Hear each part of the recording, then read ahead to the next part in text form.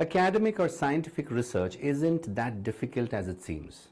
A lot of students are interested and follow their curiosity, but there are too many opinions, pages, lot of information around this topic. Sometimes it may seem exhausting and completely confusing to go through all of this information, है ना? अब imagine करो कि if all this information of research कैसा होना चाहिए, क्या है, stats कैसा है, ये सब information, if it was put and given to you systematically in one place, which is easily available to you with a step-by-step action plan and pathway, wouldn't research now be easy for you to step into, to decide, to act and stay motivated? Welcome to the world of academic research, where we explore with you all the aspects, dimensions here on this channel with a lot of ease, with a lot of clarity, created for the student community so that they can bring in their curiosity and harness this. That's what we are here for. So, well, let me get into the very first step. Identify your area of interest. It can range from law to art and culture and psychology, etc., etc. Once you decide कि this is my area, then begin to narrow down कि वो area के अंदर का subtopic क्या है, subtopic क्या है, subtopic क्या है. What is the least common topic that really excites you, that really calls you, that really is a topic that you would like to contribute. उसको उठाओ and उसके ऊपर research करते हैं. Well, research can be an inquiry. It could be a hypothesis that you're looking to verify as per your curiosity. For example, if you get at least 6 hours of sleep before the examination, then you're likely to perform better than the ones who do not get. ये hypothesis है ये. Apart from this, there are other types of research, like experimental research, interpretative papers, compare and contrast papers, argumentative papers. ऐसे बहुत सारे research headers हो सकते हैं जिसके अंडर में आप research कर सकते हैं. If you have stayed this far on the video, it simply means that research is important to you and in some capacity you are committed to this journey. So, well done you.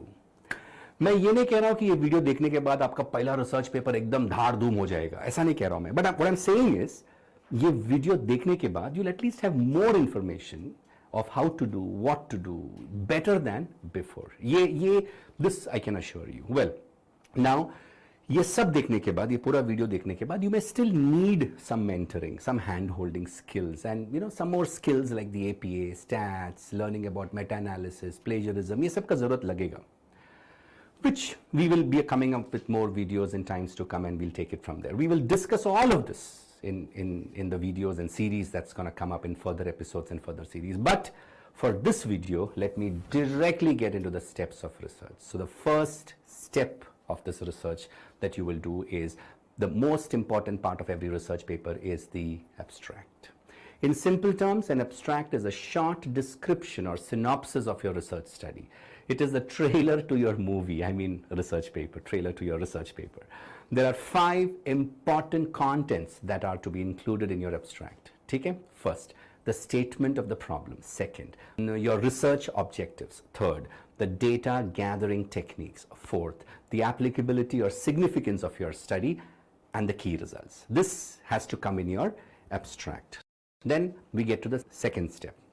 After we are done with the formulation of the abstract for the research paper, we move on to the major part of the paper, beginning with the introduction. Introduction is just a very thorough overview of your topic and all the concepts related to it. It also includes stating your research problem clearly, defining your objectives, and most importantly, providing a general direction for the whole study. But the real work doesn't start here. The introduction of your paper is an evolving one. As and how your paper develops, your introduction keeps evolving. The final introduction eventually gets prepared near the end of your research only. इसके पहले पूरी तरह से develop नहीं होता है वो. Because as your paper gets developed, you begin to get better understanding, more in-depth understanding of the subject मिलता है, and that's when your introduction gets fully developed. ठीक है? Then the step 3. Third step क्या है? ये दो तो हो गया. अब क्या करोगे आप? Now comes the literature review. It is a comprehensive summary of many academic books, journals, and other materials pertinent to a certain problem, the field of your study or theory, and by doing so, it offers a description, synopsis, and critical evaluation of these work. As a result, it is reporting on another discoveries rather than being a primary study. Literature review gives your study more legitimacy in a variety of ways. The procedures you would use to gather and analyze data for your research are covered in this section. This is the fourth step of your research. It's the research methodology. It is decided prior to the start of your research. However, it is crucial that we select the most suitable strategy to carry out the investigation because it influences the outcome and general caliber of your research study and its documentation. That brings us to the fifth step. After all this data is collected, it has to be inculcated in the study in a way that it is easy to decode and interpret. For this, data analysis is done. It is the most critical phase of your research. Data analysis condenses gathered information. It entails the analysis of acquired data using logical and analytical reasoning to spot trends, correlations, or patterns, right? The sixth step is framing and stating the results is what comes exactly after the data analysis. We frame and we state our findings. The results section of the research paper outlines the findings after the data analysis. Even if the results contradict your hypothesis, its main goal is to use this information gathered to address the research question or questions that you have given in the introduction. Now that brings us to the seventh step. A similar concept to that of the abstract is the conclusion. It is a synthesis of important ideas, not just a synopsis of your arguments or restatement of the subject of your study. Additionally, it includes your research's limitations as well as conclusions and forecasts of the future. When a reader has finished reading your article, it should assist them to comprehend why your study should be important to them. The bibliography is an essential component of solid empirical research as it gives credit where it is due.